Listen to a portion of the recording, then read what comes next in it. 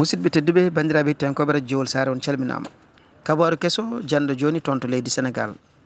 Ene wayno hoorejo leydi ndi Macky Sall o hucciti e guendi leydi Sénégal ko ɓoyani ko o andi ni sumgoji jogornoɗi wadde ñande nogas e joyi nduɗo lewru ene wayno ɗum dirtinama ni.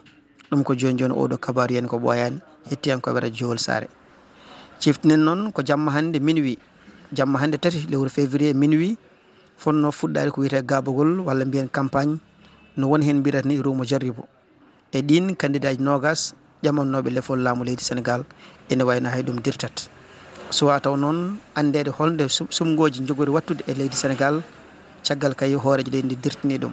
ɗum noon ma en gartu hen e kabaruji men paaɗi ha ɓuura yajji so Allahu lamɗo jaaɓi. hettiyankoɓe radio Diowol Sare yo en gone jaam.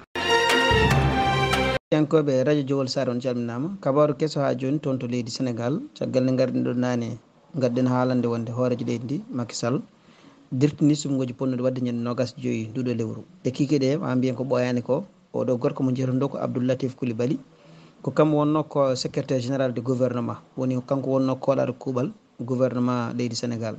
kankone caggal nde hoorejo leydi ndi dirtini sumgoji ɗi e kikiɗe he kankone kanko Abdou Latif Coulibaly o holliti wonde o woppi golle makko, woni o ɓoorima e golle makko ha laaɓi.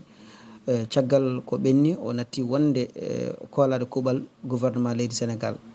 O suwa taw noon artude e dalillaji walla yañaade ko woni sababu o, kono kam laatima wonde kanko Abdou Latif Coulibaly o démissionni e poste makko secrétaire général gouvernement leydi Sénégal.